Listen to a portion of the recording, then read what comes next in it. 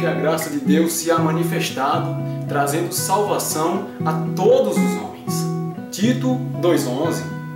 Este mês, meus amados, nós vamos tratar a respeito da graça de Deus. Eu queria antes pedir perdão aos irmãos e me retratar, porque no vídeo anterior eu falei que a eleição incondicional era o I do acróstico da TULIP. Só que eu troquei as letras. Na verdade, a eleição incondicional é o U. Hoje, este mês, trataremos especialmente do I, que seria a graça irresistível. Bem, meus amados, o que seria graça? Em primeiro momento, nós iremos analisar o que é graça. Do grego, charis, é um substantivo feminino que, em poucas palavras, nada mais é do que um favor imerecido, uma clemência oriunda da graça de Deus, da misericórdia de Deus. Ela é multiforme e opera em vários níveis, só que ela é uma só. Ela não são duas, nem são três. Então nós tentaremos tratar acerca de uma questão: como que a graça salvífica de Deus consegue trazer o benefício da morte expiatória de Cristo, o perdão, a reconciliação e a justificação na vida de uma pessoa. A graça, ela é um dom imposto por Deus ou é um dom que é livremente recebido? Pois o calvinismo, na tentativa de defender a soberania de Deus a todo custo, ele passa por cima de atributos como o amor e o caráter mesmo de Deus, não é? Que são os objetos da defesa do arminianismo clássico. No I da graça irresistível, o problema não está no termo graça irresistível, mas em si como ela é feita. Uma vez que, assim como a eleição incondicional, a graça irresistível consiste em que Deus, ele verga a vontade humana de tal forma que ele coloca incondicionalmente e irresistivelmente a graça, não sobre todos, mas sobre um número reduzido de pessoas. Quando a Escritura Sagrada afirma enfaticamente que a graça de Deus se há manifestado, trazendo salvação a todos os homens. A oferta de salvação é dada a todos os homens, certo? A graça de Deus também é ofertada genuinamente a todos os homens e não a um grupo seleto de pessoas. O grande problema para o calvinismo é que ele limita a ação de Deus, ele diminui a ação de Deus para preservar uma soberania, uma vontade que se torna Deus não soberano, mas um sádico. Nero, ele mandava matar seus amigos e quando estes amigos morriam, ele chorava a perda dos amigos. Então é este Deus sádico que se torna quando você tenta burlar ou pular textos ou fazer exegeses, que é colocar termos onde o texto não diz. Porque ao passo que a graça salvífica é oferecida a uns, é concedida uma nova graça, uma graça denominada comum. Uma graça que, em tese, ela não tem parte em salvar. E em que isto fere o texto bíblico? Porque Cristo diz de que adianta ganhar o mundo inteiro e perder a sua alma. Logo, a graça de Deus tem que ter a função de habilitar o homem a toda boa obra. O termo usado para denominar esta ação de Deus do começo ao fim na obra salvífica chama-se monergismo.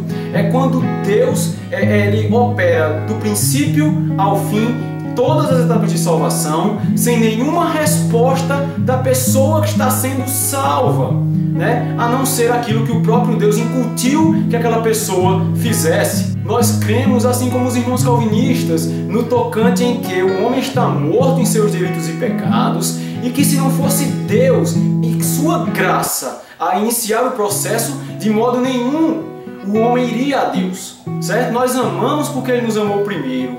Tudo que nós fazemos para Deus, toda boa obra que poderemos fazer para Deus, vem através dele. Só que a graça que Deus concede, ela não é irresistível.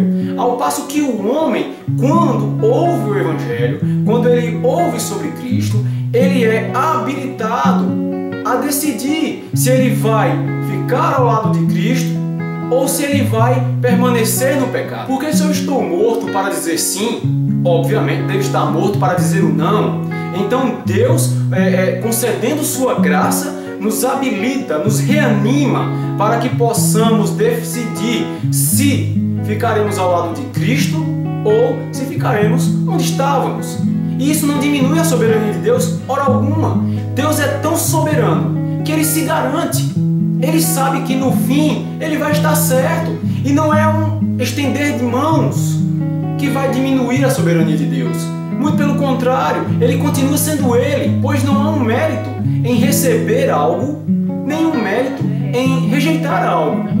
Armínio faz uma analogia muito bem colocada acerca da graça e do arbítrio do homem nesse tocante. Eu queria ler textualmente para todos os irmãos. Um homem rico concede a um mendigo pobre e faminto esmolas com que ele possa sustentar a si mesmo e a sua família. Isso deixa de ser um presente puro porque o mendigo estende a mão para recebê-lo? Pode-se dizer com propriedade que a esmola dependeu em parte da liberalidade do doador e parcialmente da liberdade do recebedor, embora o último não tivesse tomado posse da esmola, a menos que a tivesse recebido estendendo a mão. Pode-se dizer corretamente, porque o mendigo está sempre preparado para receber, que ele pode ter a esmola ou não, conforme quiser. Se essas afirmações não podem ser feitas verdadeiramente sobre um mendigo que recebe esmolas, muito menos podem ser feitas a respeito do dom da fé, para que cujo recebimento são necessários os mais atos de graça divina. Bem, meus amados, não há como você dizer que o homem está fazendo uma obra salvífica pelo fato dele receber salvação. Ele não pode buscar salvação, o arminianismo clássico não prega isso, o homem não tem forças por si mesmo de buscar salvação em nenhum aspecto. É Deus quem concede a salvação, mas Ele não impõe, porque o próprio amor ele não é impositivo, ele é propositivo. Alguns calvinistas afirmam que a graça se torna irresistível porque ela é muito boa para ser rejeitada. E eu concordo, a graça de Deus ela é ótima. Ela não poderia ser rejeitada. O problema é que as pessoas querem se salvar.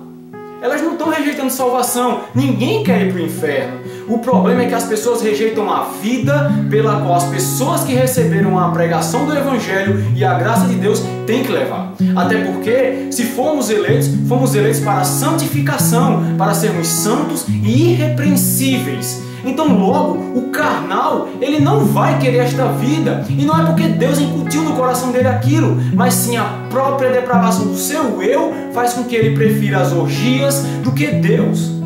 E isso não desmerece hora alguma o Senhor, isso não vai contra nada, porque o Senhor desejou salvar a todos quanto creem no nome de Jesus. Bem, meus amados, eu queria concluir esta etapa citando o Propé, que é um defensor agostiniano, e ele diz algo sobre a questão da graça, e eu queria ler para os irmãos também.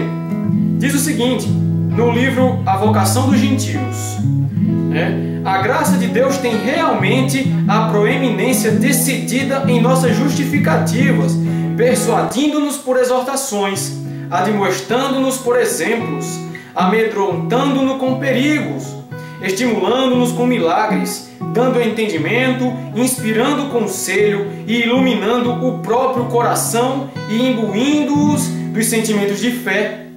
Mas a vontade do homem igualmente está subordinada a ele e unida a ele, e assim foi estimulada pelos auxílios antes mencionados, de modo que possa cooperar com a obra divina em si mesmo e possa começar a buscar a recompensa que, pela semente celestial, concedeu o objeto do seu desejo, atribuindo o fracasso sua própria mutabilidade e o sucesso ao auxílio da graça. Esse auxílio está à disposição de todos os homens por inúmeros métodos, tanto secretos como manifestos, e a rejeição desse auxílio por parte de algumas pessoas deve ser atribuída à sua negligência, mas a sua recepção por muitas pessoas é obra da graça divina e da vontade humana. Deus é honesto e sincero. Ele quer que todos os homens cheguem ao arrependimento e ao pleno conhecimento da verdade. Só que Ele não vai incutir na sua mente amá-lo. Porque se você amá-lo por medo ou porque Ele impõe, deixa de ser amor. Porque no amor está embutida a liberdade. Que nós possamos hoje ler a Escritura Sagrada com afinco, com imparcialidade, e que possamos entender que Não podemos colocar atributos sobre atributos, porque Deus, Ele é igualitário em todos os seus dons, em todos os seus atributos, em todos os seus aspectos. Eu não posso colocar a soberania de Deus acima de outras coisas. Eu tenho que entender Deus como um todo. Lógico que nós vamos nunca entendê-lo por completo, mas o que foi revelado é para nós. Eu quero que os irmãos orem a Deus pela minha vida e pela vida de minha família.